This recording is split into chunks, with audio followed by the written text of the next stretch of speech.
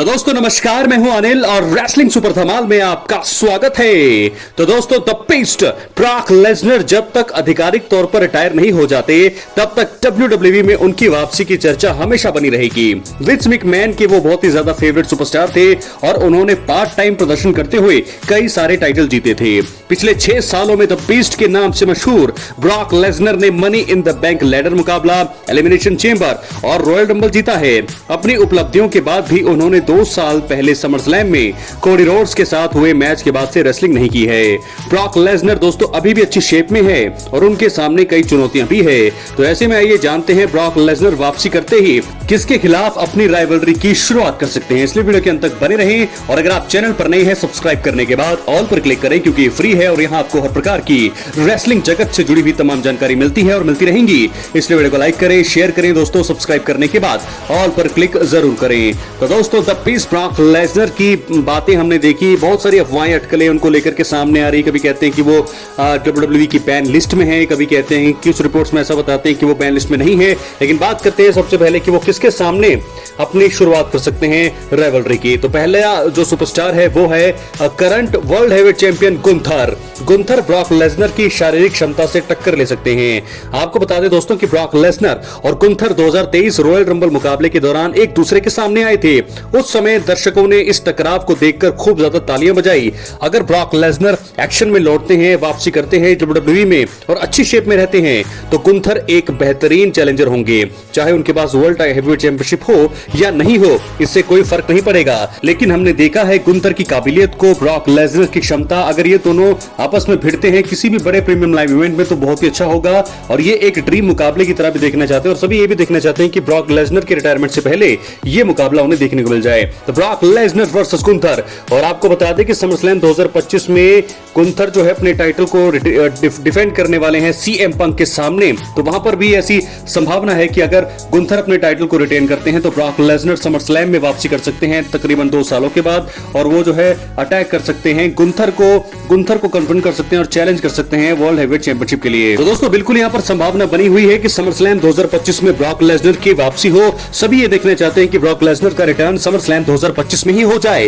क्योंकि बहुत ही ज्यादा टाइम हो चुका है। 2 साल के तकरीबन हो चुके हैं ब्रॉक लेसनर को वापसी करे हुए और अगर वो समरस्लैम में गुंथर के सामने आते हैं तो सोने पे सुहागा होगा और हम देख पाएंगे ब्रॉक लेसनर वर्सेस गुंथर की राइवलरी। अगर दोस्तों WWE के पास गुंथर के लिए स्टोरी लाइन नहीं होगी ब्रॉक लेसनर की तो हम देख सकते हैं कि वो कोडी रोड्स यानी कि जहां पर उन्होंने खत्म किया था वहीं पर वो अपनी कहानी की शुरुआत कर सकते हैं एक बार फिर वापसी करते ही। तो क्या कोडी रोड्स होंगे वो जिनके सामने वो आकर के अटैक करेंगे या उन्हें कन्फ्रंट करेंगे? दोस्तों कोडी रोड्स आखिरी व्यक्ति थे जिन्होंने ब्रॉक लेसनर से रेसलिंग की थी। ब्रॉक लेसनर ने 2 साल पहले कोडी रोड्स से हारने के बाद उन्हें समर्थन दिया। कोडी रोड्स आखिरी बार ब्रॉक लेसनर के सामने WWE रिंग में दिखाई दिए थे। समरस्लैम 2023 में उनके मुकाबले के बाद ब्रॉक लेसनर ने कोडी रोड्स का हाथ जीत के लिए ऊपर उठाया। कोडी रोड्स ने ब्रॉक लेसनर के कई दुश्मनों से लड़ाई की है जिनमें रोमन रेंस और जॉन सीना शामिल हैं। क्योंकि कोडी रोड्स आखिरी व्यक्ति थे जिनसे उनका सामना हुआ था, इसलिए मुझे लगता है कि वापसी करके वो कोडी रोड्स को टारगेट करना, तो ये भी एक चीज मुझे लगता है कि सेंस तो पूरी तरह से ये भी बनती है। तो क्या कोडी रोड्स के लिए वापसी करने वाले हैं ब्रॉक लेसनर? तो ये 2 सुपरस्टार्स के बारे में बात की है जिनका सेंस बनता है। गुंथर के बारे में मैंने बात करी, कोडी रोड्स का भी मुकाबला होने वाला है अनडिस्प्यूटेड टाइटल के लिए जॉन सीना के सामने समरस्लैम में। जॉन सीना जब जीतेंगे अपने टाइटल को उसके बाद कोडी रोड्स अकेले रिंग में रहेंगे तब वहां पर ब्रॉक लेसनर का रिटर्न हो सकता है। बात करेंगे तीसरे और आखिरी सुपरस्टार की जो हो सकते हैं हमारे मौजूदा अनडिस्प्यूटेड चैंपियन जॉन सीना। जी हां दोस्तों, ब्रॉक लेसनर ने WWE में अपनी पहली वापसी में जॉन सीना को ही टारगेट किया था। ब्रॉक लेसनर की WWE में पहली बड़ी वापसी 2012 में हुई। उन्होंने उस समय के चैंपियन जॉन सीना पर हमला किया था। ब्रॉक लेसनर की यह वापसी लगभग 1 दशक के बाद कंपनी में पहली उपस्थिति थी। सीना अपने रिटायरमेंट टूर पर अब है और उन्होंने अपने अतीत के कई नामों का सामना कर लिया है।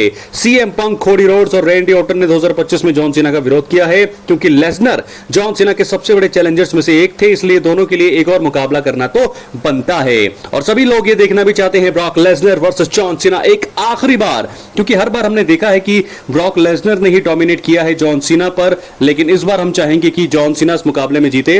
लेकिन ये टकराव आखिरी बार होना चाहिए।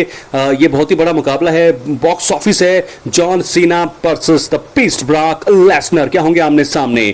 तो जॉन सीना को भी आकर के वो चैलेंज कर सकते हैं, अटैक कर सकते हैं, देखना होगा क्या होने वाला है। तो दोस्तों, मैंने 3 सुपरस्टार्स के बारे में आपको बता दिया है कि ब्रॉक लेसनर आते ही किन 3 सुपरस्टार्स के साथ उनकी राइवलरी बनती है। Number 1 Gunther, number 2 Cody Rhodes और नंबर 3 पर हैं जॉन सीना। अपनी राय कमेंट बॉक्स में जरूर बात करते हैं अपने मेन इवेंट वीडियो की जो जुड़ी है रोमन रेंस के मैच से। तो दोस्तों, आप सबको पता है कि समरस्लैम 2025 में जो है रोमन रेंस का एक टैग टीम मुकाबला बुक हुआ है। रोमन रेंस और जे उसो मिलकर के सामना करने वाले हैं ब्रॉन ब्रेकर और ब्रॉन्सन रीड का।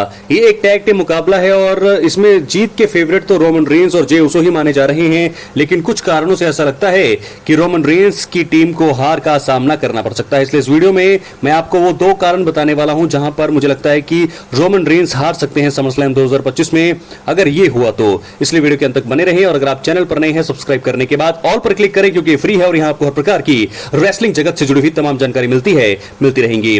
फिलहाल अब तक रोमन रेंस का जो सफर है, जब से वो टाइटल हारे हैं तब से अच्छा नहीं रहा है और लगातार हार के लिए उन्हें बुक किया जा रहा है। और ट्रिपल एच की बुकिंग जो है रोमन रेंस के लिए, रोमन रेंस के फैंस के लिए बहुत ही ज्यादा निराशाजनक अभी तक तो है बनी हुई है जब से वो टाइटल हारे हैं।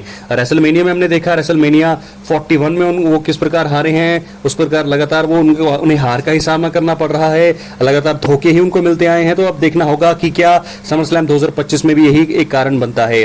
बात करेंगे पहले कारण का दोस्तों, मुझे ऐसा लगता है कि रोमन रेंस की हार का कारण सबसे पहला हो सकते हैं पॉल हेमन। पॉल हेमन का दिमाग, ट्रिपल एच की बुकिंग, ये है पहला कारण। मुझे लगता है कि ट्रिपल एच ने अब तक, जब से रोमन रेंस अपना टाइटल मैच हारे हैं कोडी रोड से रेसलमेनिया में, तब से लेकर के अब तक ट्रिपल एच ने रोमन की बुकिंग बहुत ही खराब करी है, जिसका नतीजा ये रहा है अब तक कि रोमन रेंस बहुत ही कम अपीयर हुए हैं 2025 में। तकरीबन 3 या 4 बार ही वो आए हैं और ऐसे में अगर ट्रिपल एच की बुकिंग ऐसी ही रहती है और वो हारे भी बहुत बार हैं, धोखे भी उन्हें बहुत बार मिले हैं, तो रोमन रेंस ट्रिपल एच की खराब बुकिंग के चलते यहां से मुकाबला हार सकते हैं रोमन रेंस। और पॉल हेमन का दिमाग, यानी कि पॉल हेमन किसी न किसी मिस्ट्री पार्टनर को, और एक मुझे ऐसा लगता है कि एक बंदा जो है, एक मेंबर और जुड़ेगा ब्रॉन्सन रीड और ब्रॉन ब्रेकर की टीम में, क्योंकि अभी फिलहाल सेथ रॉलिंस नहीं है। सेथ रॉलिंस इस समय इंजर्ड है। अगर सेथ रॉलिंस आते हैं फिर तो ठीक है, अगर वो नहीं आते हैं तो मुझे ऐसा लगता है कि एक नया मेंबर जुड़ेगा, वो अटैक करेगा और मुझे लगता है कि वो रोमन रेंस का कोई खास होने वाला है, जिसके चलते रोमन इस मैच को हारेंगे। बात करेंगे दूसरे कारण का, ये हो सकते हैं सेथ रॉलिंस।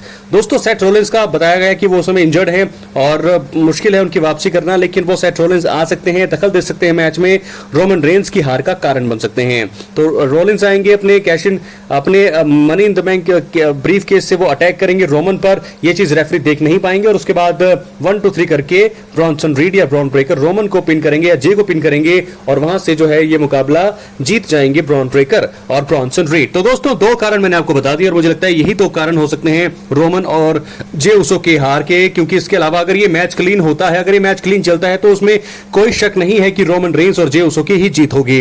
लेकिन इस मुकाबले में ट्रिपल एच की बुकिंग कैसी होने वाली है, सब इसी पर निर्भर करता है, क्योंकि पहली बार समरस्लैम 2025 का है और मैं चाहता हूं कि 2 इवेंट का ये मैच है तो रोमन की जीत यहां पर होनी चाहिए। लेकिन अगर ऐसा नहीं होता है तो ट्रिपल एच पर गुस्सा फूटने वाला है रोमन रेंस के फैंस का, क्योंकि रोमन रेंस लगातार हार ही रहे हैं।